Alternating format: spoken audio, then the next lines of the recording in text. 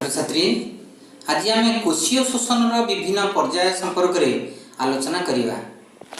तुम्हें माने पूर्व श्रेणी क्लास रे आलोचना करा तुमर जे कोशीय शोषण को मुख्यतः तीनोटी पर्याय विभक्त कराई। प्रथम पर्याय को आम कहे ग्लाइकोलिसिस प्रक्रिया, द्वितीय पर्याय हूँ साइट्रिक अम्ल चक्र और तृतीय हूँ इलेक्ट्रॉन परिवहन संस्था।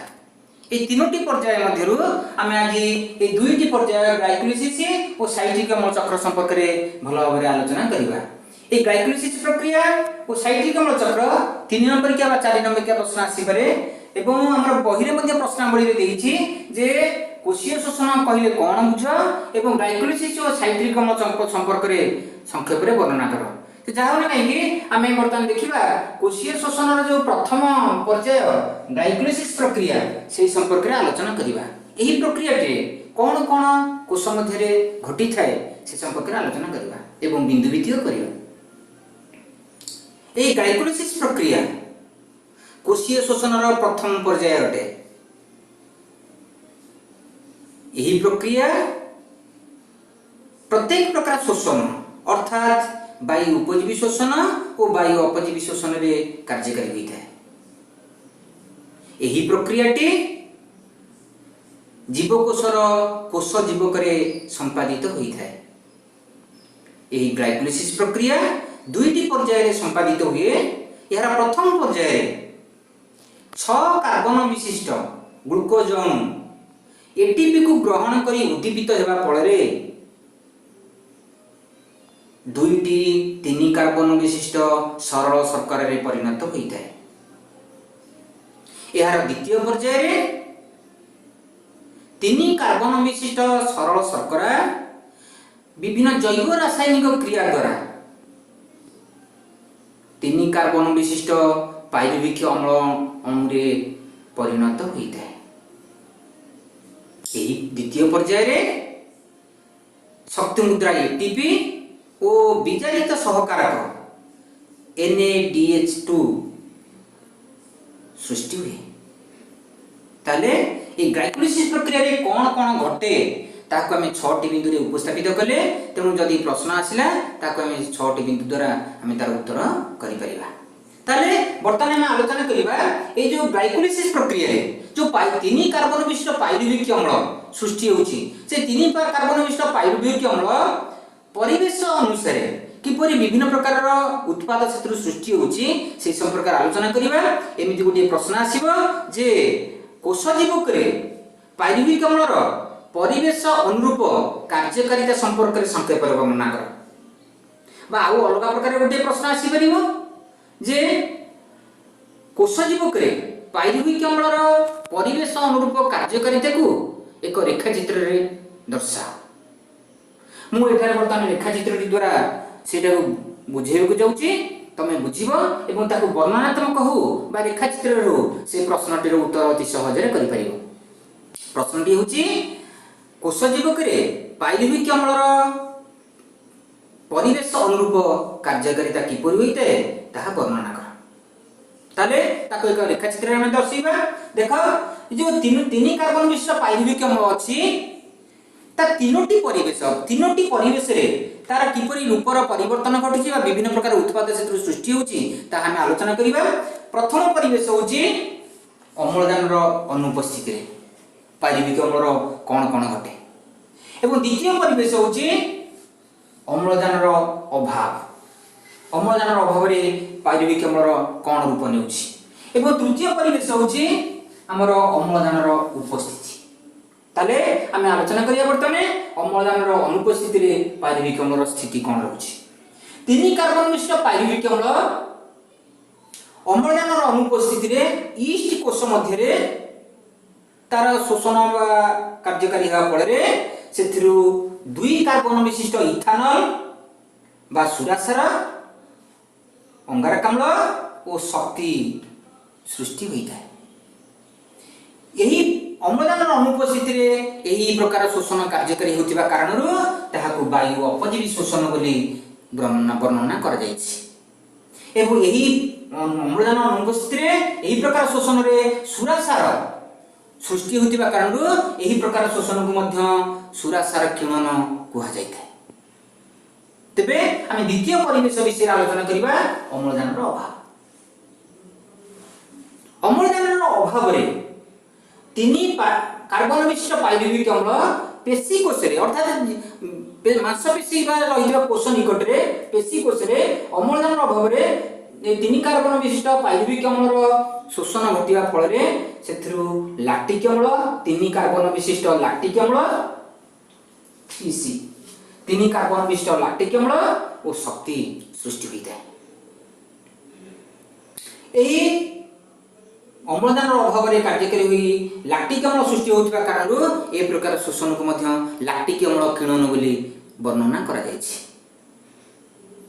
जहा अम्लजान अभाव में पेशी कोश लैक्टिक अम्ल सृष्टि होता गोटे प्रश्न आसीपे जे आम्भे माने अधिक समय धरी कार्य करने फल आम क्लांत हो पड़ू कहीं हालिया अनुभव करूँ कहीं वैज्ञानिक कारण दर्शा यार उत्तर यही पॉइंट को आधार करी तार उत्तर यहीपरि हम जे आम अत्यधिक समय धरी परिश्रम कलापर आमर जीवकोश रही शक्ति गुड़िकर उपयोग घटी चले ठीक से परिमाण शक्ति हठात पुनर्बार कोश सृष्टि हो पारे ना कारण अम्लजान जिते अधिक शक्ति आवश्यकता देखा दिए सेटार अधिक कोश निकट में दहन कार्य अधिक होगा कारण सेटार अम्लजान अभाव सृष्टि होता है। तेणु पेशी कोश अम्लजान अभाव घटिले सेठारे शक्ति निर्गत होगा परिवर्ते सेठी लैक्टिक अम्ल आमर तीन कार्बन विशिष्ट लैक्टिक अम्ल सृष्टि हुए।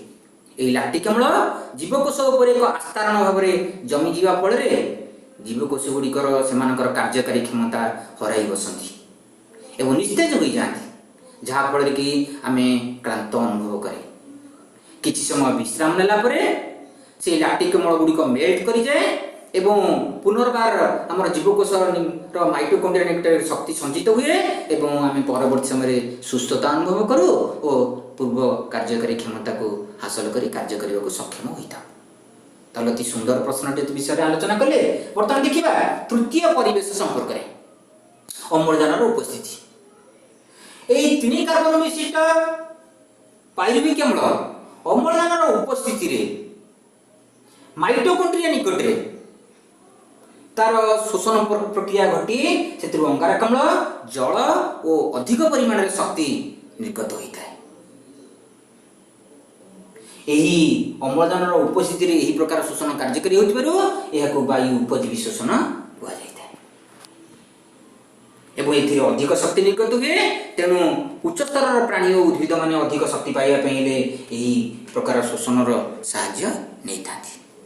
जहा आम तो आलोचना कले पाइरुविक अम्ल जीवकोश कोश जीवक आमर पाइरुविक अम्लर परिवेश अनुरूप कार्यकारिता को आम वर्णनात्मक उत्तर रखिपर रेखाचित्र भाव में आम रेखांकित चित्र दर्शाई पार प्रश्नटीर उत्तर अति सहज परीक्षा कर आम बर्तमान देखा साइट्रिक अम्ल चक्र संपर्क में आलोचना करवा।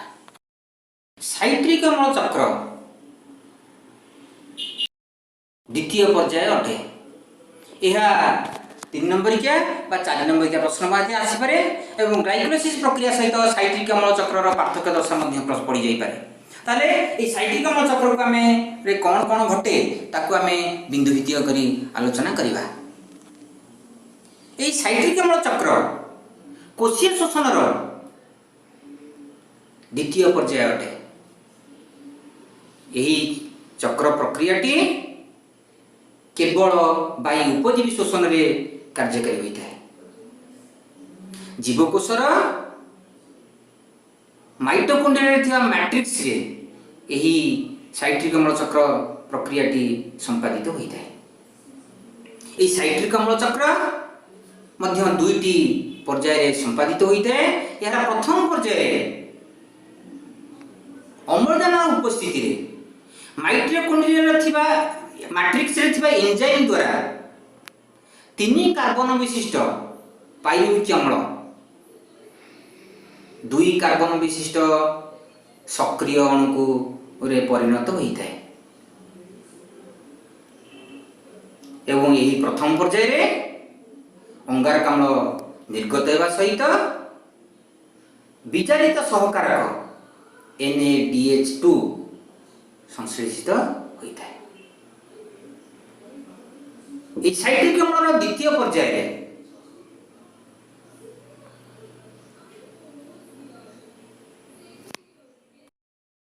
साइट्रिक अम्ल चक्र ग्राहक अणु 4 कार्बन विशिष्ट ऑक्सालो एसिटिक अम्ल 2 कार्बन विशिष्ट सक्रिय अणु को ग्रहण करी 6 कार्बन विशिष्ट साइट्रिक अम्ल रे परिणत हुए और परवर्ती समय रे साइट्रिक अम्ल 6 कार्बन विशिष्ट साइट्रिक अम्ल चक्राकार रे गति करने समय रे सेथुरु विभिन्न जैविक अम्ल सृष्टि होगा सहित सर्वशेष 4 कार्बन विशिष्ट ग्राहक अणु ऑक्सालो एसिटिक अम्ल पुनरुत्पादित होता है। द्वितीय पर्याय अंगारक अम्ल निर्गत होगा सहित विचारित सहकारक NaDH2 और FADH2 और शक्ति मुद्रा ATP मध्य सृष्टि होता है। तेबे ये 6टी बिंदु रे आमे साइट्रिक अम्ल चक्र को तो वर्णना कले ताहले ताकु तुमे भलो भाबरे आंसर करिवो। वर्तमान देखिबा आमे साइट्रिक अम्ल चक्र को किबोली रेखा चित्र रे आमे दर्शाइबा। देखो साइट्रिक अम्लर 2टी पर्याय संपादित होची प्रथम पर्याय एवं एटा होची द्वितीय पर्याय। एइठु हमर एटा होची प्रथम पर्याय एइठु तळटा होची द्वितीय पर्याय। ताले यार प्रथम पर्याय कोन घटुची और द्वितीय पर्याय कोन घटुची ताकु रेखा चित्र रे दर्शाइछि। मु वर्तमान पुनर्बार से विषय तुमको वर्णना करूछि। साइट्रिक अम्लर प्रथम पर्याय 3 कार्बन विशिष्ट पाइरुविक अम्ल अम्लजान उपस्थिति रे माइटोकॉन्ड्रिया मैट्रिक्स रे थिबा एंजाइम द्वारा 2 कार्बन विशिष्ट सक्रिय अणु रे परिणत होइता है। और यही पर्याय रे प्रथम पर्याय रे अंगारक अम्ल निर्गत होगा सहित विचारित सहकारक NaDH2 संश्लेषित होता है। तापरे साइट्रिक अम्ल चक्र द्वितीय पर्याय 4 कार्बन विशिष्ट ऑक्सालो एसिटिक अम्ल भली ग्राहक अणु 2 कार्बन विशिष्ट सक्रिय अणु को ग्रहण करी 6 कार्बन विशिष्ट साइट्रिक अम्ल रे परिणत हुए और परवर्ती समय रे एही 6 कार्बन विशिष्ट साइट्रिक अम्ल चक्र आकार रे गति करी विभिन्न जैविक अम्ल रे परिणत हेबा संगे संगे सर्वशेष 4 कार्बन विशिष्ट ऑक्सालो एसिटिक अम्ल भली ग्राहक अणु पुनरुत्पादित होता है। एवं एही द्वितीय पर्याय रे अंगारक अम्ल निर्गत होगा सहित आमर NaDH2 और FADH2 भली विचारित सहकारक सृष्टि होगा सहित ATP मध्य सृष्टि होता है। एथिरे हमर जो कथा देइची बा बही रे जो चक्रटी रेखांकित चित्र देइची या पूर्व बही बा ता पूर्व बही रे अलग प्रकार डी देइतिला ताकु मु वर्णना करछि। वर्तमान देखो ए जो 6 कार्बन इति ऑक्सालो एसिटिक अम्ल 4 कार्बन विशिष्ट ऑक्सालो एसिटिक अम्ल ग्राहक अणु ता 2 कार्बन विशिष्ट हमर सक्रिय अणु को ग्रहण करी 6 कार्बन विशिष्ट साइट्रिक अम्ल रे परिणत होला। ए 6 कार्बन विशिष्ट साइट्रिक अम्ल रु गोटिए कार्बन डाइऑक्साइड बा अंगारक अम्ल निर्गत हो जा परे आ 5टी कार्बन विशिष्ट इति रहिला जैविक अम्ल एवं एही नाटा पूरा पुराना बही रे देतिला एटा होछि अल्फा 5 कार्बन विशिष्ट अल्फा कीटो ग्लूटारिक अम्ल एवं 5 कार्बन विशिष्ट अल्फा कीटो ग्लूटारिक अम्ल रु हमर गोटिए कार्बन निर्गत हो गेला परे आ रहिला 4 कार्बन सेटो 4 कार्बन विशिष्ट मैलिक अम्ल 4 कार्बन विशिष्ट मालिक अम्ल परवर्ती समय 4 कार्बन विशिष्ट सक्सिनिक अम्ल को रूपांतरित होता है। सक्सिनिक अम्ल पुनर्बार जैविक अम्ल एवं ताकेरु 4 कार्बन विशिष्ट ऑक्सालो एसिटिक अम्ल जोटा ग्राहक अणु भाव रे साइट्रिक अम्ल चक्र ग्राहक अणु भाव रे कार्य करूची ताहा पुनरुत्पादित होता है। जहाँ इठी रहउची हमर 6 कार्बन पर 5 कार्बन विशिष्ट अल्फा कीटो ग्लूटारिक अम्ल 4 कार्बन विशिष्ट मैलिक अम्ल 4 कार्बन विशिष्ट सक्सिनिक अम्ल एवं इठी रहउची 4 कार्बन विशिष्ट ऑक्साल एसिटिक अम्ल। जा हो ये संपर्क आम आलोचना कले रेखाचित्र प्रश्न पढ़ू बा वर्णनात्मक प्रश्न पढ़ू ताको आम भल भाव वर्णना करवा लिखा और परीक्षा भल भाव नंबर रखा। धन्यवाद।